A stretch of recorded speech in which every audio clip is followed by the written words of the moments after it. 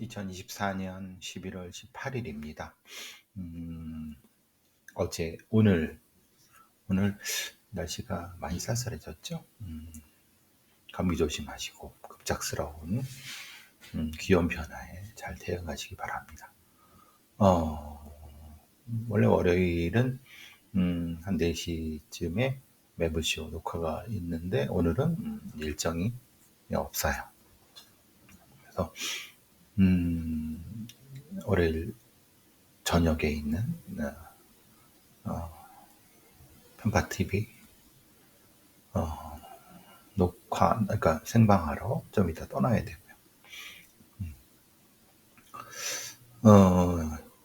이번 주는 이것저것 김포에 있는 도서관 강연도 있고 또 다른 것도 있고 약간 좀 들쑥날쑥하네요. 자, 이번 한 주도 큰 무탈하게 지내시길 바랍니다.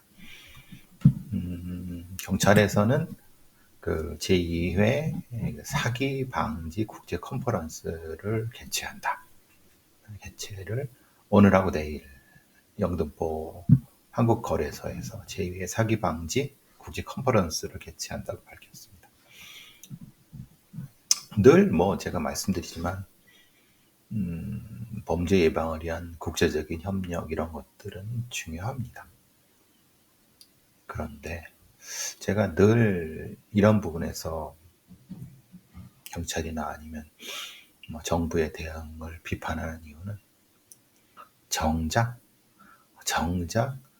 우리나라에서 국내에서 벌어지고 있는 진짜 힘없는 서민들의 사기 범죄에 대해서 경찰 니네들이 또는 검찰 니네들이 얼마나 그 성의를 갖고 아니면 제대로 대응하고 있는지 그거부터 가슴에 손을 얹고 한번 생각을 해봐라. 그러니까 국제 컨퍼런스라고 해서 예를 들면 브루나이, 캄보디아, 캐나다, 중국, 인도네시아, 일본, 요르단, 카자흐스탄, 키르기스탄, 몽골, 파라과이, 태국, 영국, 미국, 베트남 좀 애매한 나라도 있고 그렇죠? 미국, 중국, 일본 큰 나라들이 영국이나 베트남이나 이런 한다고 하지만 또 사실은 조금 갸웃한 나라도 있죠. 진짜 한국이 핵심적으로 사기 방지를 위해 협력해야 되는 나라가 어디에 있을까요? 그것부터 제대로 판단했을까요? 지금 우리나라에서 벌어지고 있는 가장 많은 사기 범죄의 대응을 위해서 국제 컨퍼런스가 필요한가요? 그러니까 국제 컨퍼런스, 국제회의, 다자간의 국제회의도 필요합니다만은 정작 중요한 것은 우리나라의 소시민들이 진짜 사기꾼들, 사기 조직한테 사기를 당하는데 제대로 된 도움을 받고 범죄 예방을 하고 있고 제대로 된 처벌이 되고 있는가에 대한 평가가 되고 있느냐. 야, 조지호 경찰청장 이놈아, 네가 거기서 국제 컨퍼런스에서 가서 박수치고 네 얼굴 살리는 건 좋은데 정작 그거에 대한 수사라든가 예방 이런 것이 제대로 되고 있는가 참 암담하죠. 실제 현실은 그렇지 않습니다. 사기라든가 성범죄라 특히 사기 같은 경우는 경찰에 제대로 된 도움을 받고 있나? 라고는 갸웃거릴 때 왜 그러느냐? 실제로 사기범죄 수사할 수 있는 경찰의 능력이 터무니없이 부족하고 무능한 새끼들 태반이고 상당히 그 경찰 수사관이랍시고 사실은 뭣도 모르는 놈들이 너무 많고 검사하는 애들은 관심도 없고 그러니까 보여주기식으로 경찰이 하게 되는 거 좋다. 그래 그것도 해. 그런데 제발 우리나라의 기본적인 작은 사기라도 어떻게 수사되고 있고 그것을 제대로 할 수 있게끔 어떻게 바뀌고 이런 것들을 먼저 최우선이 먼저 이것도 하지만 그러니까 사실 이런 그냥 눈 가리고 아웅하고 뭐 박수치고 TV 나오고 신문 나오고 좋죠. 그래요. 이런 것도 뭐 그냥 해. 근데 정작 중요한 걸 하고 있는가? 가슴에 손을 놓고 생각해봐라. 안타깝죠, 사실은. 그러니까 쓸데없는 데서 돈 쓰고 있고 실제로 서민들의 사기 피해를 다루고 예방하고 수사하고 보호해주는 길은 힘들고 지난하고 여러 가지 법적인 문제도 따지고 그러니까 그런 건 짜증나고 힘들죠. 그런데 이렇게 가서 사진 한번 찍고 그 전문가랍시고 여기 그지 같은 새끼들 이렇게 와서 뭐 몇 마디 하는 거 정도 뭐 그런 거기 사진 찍고 이런 거 그건 쉽죠. 그냥 뭐 별거 아닙니다. 뭐 되는 소리 안 되는 소리. 그런데 정작 필요한 것이 뭔지 그게 진짜 세금을 써서 그만큼 해야 되는 건지 참 안타까움입니다. 한강에 협상 전문 경찰이 반포대교에서 투신하려고 한 20대를 구조했다고 합니다. 경찰에는 리스크 요원이라고 위기협상 전문 요원들이 꽤 많이 있습니다. 경찰서에 한두 명 정도는 있습니다. 예전에는 프로파일러들이 그런 것도 하고 그랬는데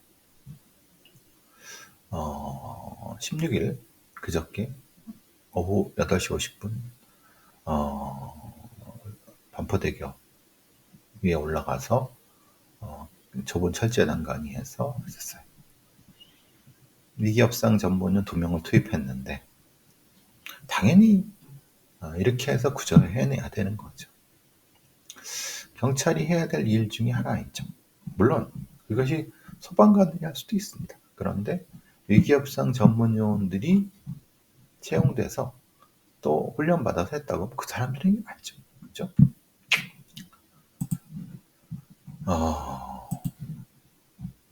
이런 건 어떤가요? 사실 이런 걸 보시면 여러분이 갸웃하실 겁니다. 예를 들면 이런 겁니다. 경찰청이나 지방경찰청에서 경찰서에서 예를 들면 보험 사기라고 해서 구속에 브리핑까지 했어요.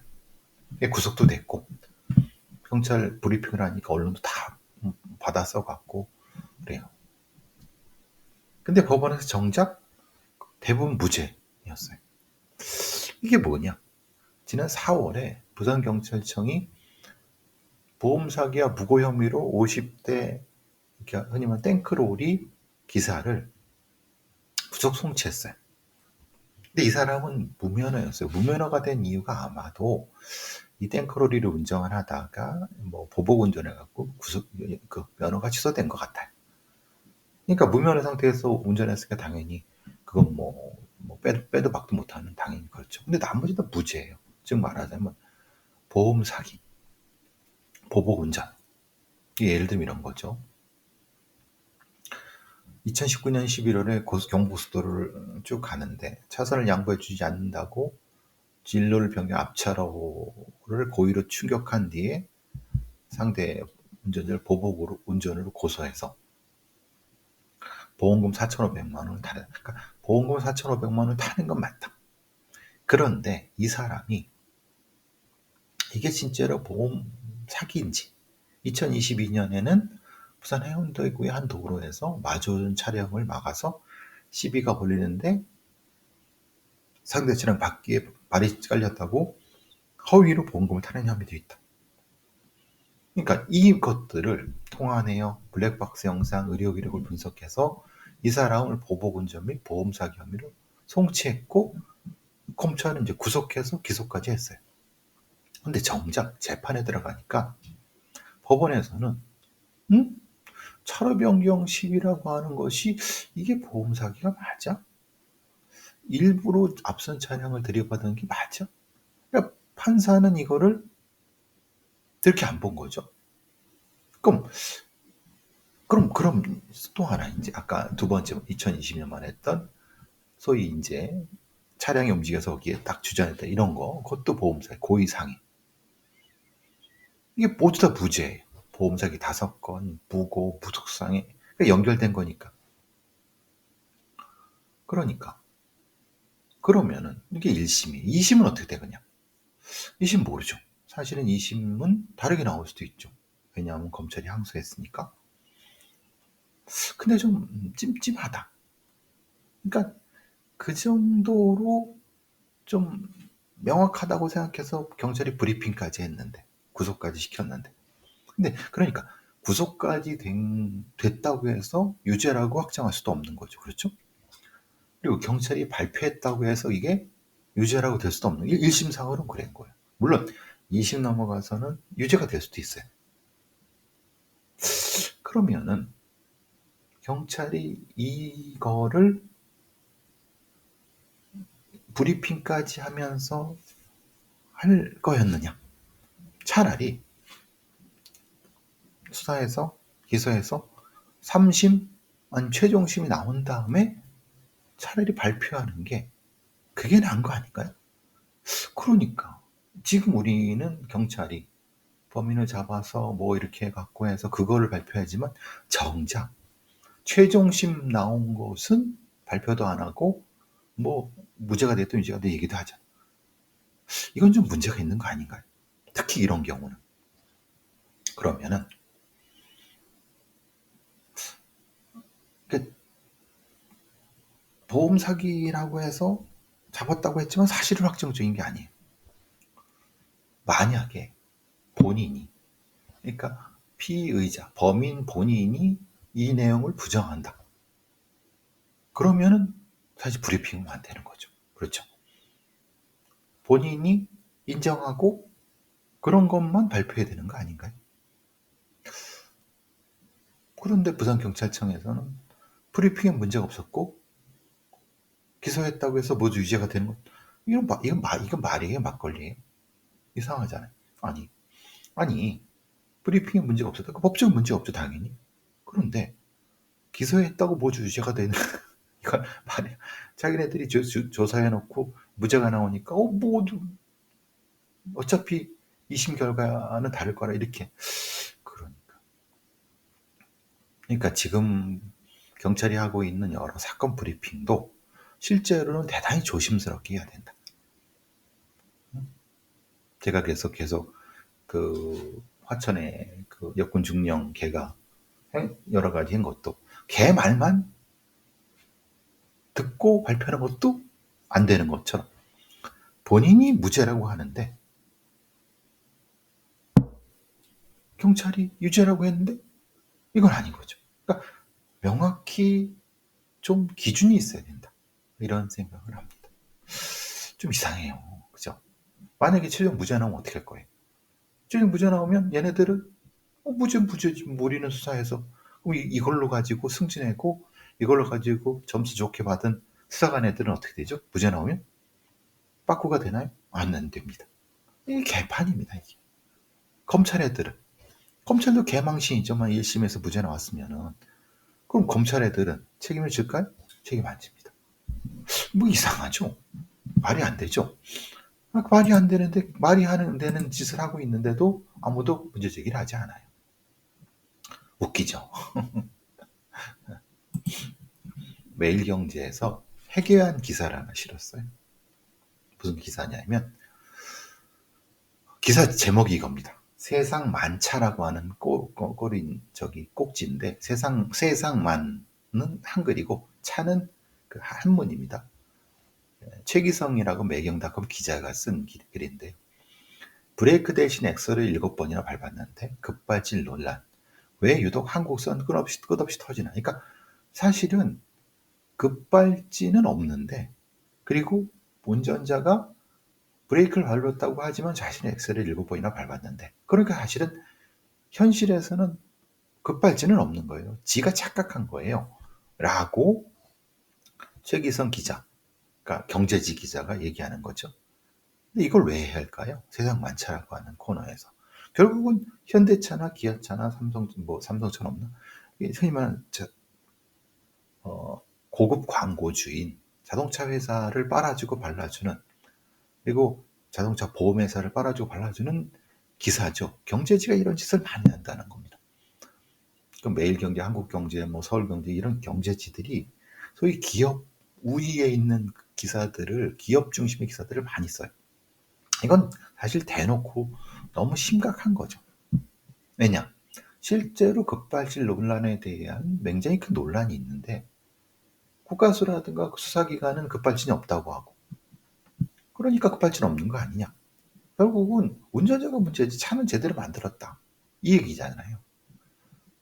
그런데 경찰 공식 조사에서 뭐 여러 가지 면에서 뭐 기계 결함 발견되지 않았기 때문에 없다라고 하지만 실제로 국가수라든가 경찰 수사 이런 데도 엉망인 경우 많고 실제로 물론 당연히 이 운전자가 사고한 경우도 분명히 존재합니다.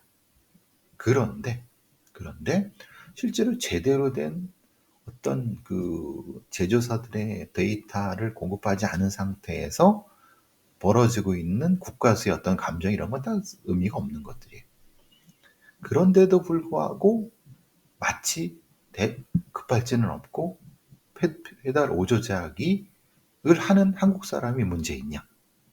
결국은 이렇게 기사를 쓰는 것은 결국은 자동차 회사들을 빨아주고 발라주는 자동차 보험 회사들을 빨아주고 발라주려고 하는 그 짓거리가 아니냐. 웃기는 거죠. 실제로는 뭐 고령 운전자, 페달 오조작 이런 소리 많이 합니다. 국가에서 애들도 못 믿어요. 실제로는. 그러니까 어떻게 해야 되느냐 이거는. 그런데 그러면서 뭘 하느냐? 이 기사 중간중간에 자동차 광고를 비슷하게 합니다. 대단히 야 참. 그래서 심리학적으로도 뭐 외부기인이라고 하기도 하고 성급한 일반의 오류 같은 걸 갖다 붙여갖고 한국인의 성향이 어떻느니 뭐 이런 지랄을 합니다. 화병이 어떻는지 지랄을 합니다.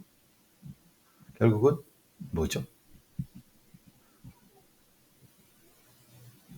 신형 제네시스 G80을 마지막에는 선전하려고 딱 이건 너무한 거 아닙니까? 아무리 경제지라 하더라도 사람이 죽고 사는 문제인데 이 경제지 쓰레기 기사 언론들을 하는 꼬락서니를 보면은 참 안타깝습니다. 언제까지 빨아주고 발라주려고 하는지. 요즘 기초의원들 예를 들면은 기초의회 의원들의 딥페이크 피해가 확산되고 있나 봐요. 서울, 인천, 부산, 대구, 광주 기초의원 30명이 딥페이크 협박 메일을 받았대요. 여러분 기초의회에 사진 올라갈 수밖에 없잖아요. 그 남성 의원들의 그 얼굴을 이제 마치 이게 그 사람이 여성과 뭐 성행위라는 것처럼 이렇게 딥페이크를 만들어가고 협박하는 겁니다. 당신의 범죄 증거를 갖고 있다. 그 문자를 보면 당장 연락해라. 그래서 7천만 원을 보내라. 암호화폐로 막 그런 얘기를 합니다. 제가 이거 인터뷰 연락을 요청을 받았는데 어떤 언론에서 이게 좀 보안이 약한 아니면 약간 방어력이 약한 지방의회부터 공격하는 것이 아니냐 확산되지 않겠느냐 이런 얘기를 했는데 어떻게 될지 모르겠어요. 여기까지 가는군요. 예. 일본이 경제가 안 좋아지고 그러면서 N 약세가 되면서 중국인들이 성매매 관광지로 일본 도쿄를 많이 찾는다. 이게 서울신문의 기사입니다. 경제 쇠퇴기를 겪는 일본이 아시아 성관광의 중심지. 홍콩 사우스 차이나 모닝 포스트 이렇게 되는데 특히 이제 일본의 젊은 여성들이 도쿄에 있는 공원에서 중국 남성들 상대로 성매매 이렇게 하고 있다. 더더군다나 생존을 위해서 10대, 20대 초반 여성들이 성산업으로 들었고 폭력 사건이 악화되고 있다. 실제로 이제 외국인, 특히 중국인들 이런 뭐 폭력을 행사하고 막 참 어떻게 보면 되게 안타까운 부분인 거죠. 성매매 경제적인 어떤 위험으로 폭력의 위험까지 드러나는 그런 기사가 났습니다. 사실 이거는 한국의 이건 뭐 연관 시킬 건 아닙니다만 요즘 동덕여대가 여대 전환 그러니까 공학 전환 때문에 집단 행동 들어가서 뭐 학교 당국이나 이런 데에서 몇십억을 뭐 손해배상을 청구했느니 뭐 실제로 그런 얘기 나오고, 이준석이는 혁신당 이준석이는 뭐 비문명이다라고 하는데, 그 새끼는 이상한, 그게 비문명이라고 얘기하니까 이대남들의 표를 의식해서 그 짓거리 하는데, 또 하나는 요즘 지금 정치적인 불리함을 만회하기 위해서 엉뚱한데, 지금 자기 문제가 좀 급하니까 그런 것 같기도 하고. 사실 학령 인구가 줄어들고, 인구가 줄어들면서 여대가 살아남으려고 하면은 아무래도 남녀공학으로 전환하는데 학교 측은 도움이 되지만, 한국 사회의 여성의 상당히 불리함, 여성 인권의 취약함, 이런 것으로 봐서는 여대가 존속돼야 되는 게 맞는데, 얼마 전에 제가 만난 그 상명여대 여대였던 때의 유연수 교수라고 하는 사람, 러시아 전문가죠. 이제 상명대학교로 바뀌었는데 그런 얘기도 해주시더라고요. 여대라고 하는 것이 존속할 의미가 있다, 한국 사회의 측면에서. 그런 측면에서 상당히 이 동덕여대 문제는 그 자체만의 문제가 아니라 한국 사회가 가지고 있는 여러 또 하나의 모순점이 여기에 드러나는 것이 아닐까라는 생각을 합니다. 실제로 뭐 덕성여대, 성신여대, 숙명여대 다 남녀공학으로 바꾸려고 했지만 대부분 무산이 됐죠. 아무래도 지금은 아직까지는 아니라 하더라도 몇 년 뒤에는 여대가 경영난이 될 수도 있다. 왜냐, 아무래도 학생 수가 줄어들고 있으니까. 그러면은 규모를 줄여야 되나? 규모를 줄이려면 교수도 줄여야 되고, 나름 특색 있는 어떤 과도 만들어야 되고, 뭐 여러 가지. 한국의 사학의 문제가 아닐까? 이런 생각도 들기도 하고. 어떤 사람들은 여대가 더 필요하다는 주장도 하시는 분도 있고요. 이건 상당히 심각하게 논의를 더 해봐야 된다. 저는 뭐 사실 어디에 찬반의 입장이 아니라, 이 여대가 가남리공학으로 전환하는 데 있어서 내부 구성원들의 얘기를 좀 더 많이 들어봤으면 어떻겠냐, 이런 생각도 들고, 한국의 사학재단의 문제들도 연결되는 것 같아서 좀 마음이 불편합니다. 어쨌든 숙명여대는, 이게 사실 숙명여대는 음대 교수가 입시 비리를 저질러서 그게 또 근데 이런 입시 비리는 만연해 있는 것 같은데 실제로는 별로 드러나진 않는 것 같아요. 언론에서 주목도 안 하고. 예를 들면은 음대생 성악 이런데 미리 알려주고 그 사람 자기가 심사위원회에서 뽑는 뭐 이런 것도 있고, 참 별 희한한, 그만큼 들어갈 가치가 있는 학교겠죠, 그죠? 참 어쨌든 그런 것은 그렇습니다. 이 오마이뉴스에는 일본의 고령 부모 살해 사건이 한국 사회에 말하는 것. 그러니까 은둔형 젊은 외톨이들이 나이가 들어서 은둔형 중장년이 됩니다. 사실 은둔형 외톨이들 10대들, 20대들 때는 그나마 뭐 부모들이 40대, 50대 돈을 벌 때였는데, 이제는 은둔형 중장년이 됐어요. 아무것도 안 하고 밥만 먹고 안에서 게임만 하거나 아무것도 안 하는 그런 40대가 되고 있고, 거기서 이제 60대, 70대의 부모 세대는 이제 경쟁 능력도 없어. 쟤들한테 밥을 차려주고 뭐 할 수가 없어. 그러니까 이제 이 부모, 고령 부모가 그런 자기도 불만이 생기고, 그러니까 은둔 외톨이들이 부모를 죽이거나, 반대로 부모가 은둔 외톨이 자식을 죽이고 자살하는, 이런 일본의 지금의 문제. 우리는 또 영케어라고 해서 어린애들이 그 신체적으로 무력해진 부모를 돌보기 위해서 자기 삶이 파괴되는, 이게 이제 폭력과 학대와 이게 반복되고, 우리나라는 이제 부모를 때려 죽이고 몇 건 생깁니다. 왜 죽였냐? 자기를 학대했다는 거예요. 근데 실제로 학대한 게 아니야. 왜냐하면 뭐 여러 가지 면에서 자기가 은둔형 외톨이인지를 인정하지 않으니까. 차라리 애 새끼 둬서 뭐 하느냐, 이런 얘기도 하고, 공동 육아, 공동 케어, 이런. 일본의 히키코모리가 40세 미만이 54만인데 40세 이상이 61만입니다. 거의 120만, 115만 정도.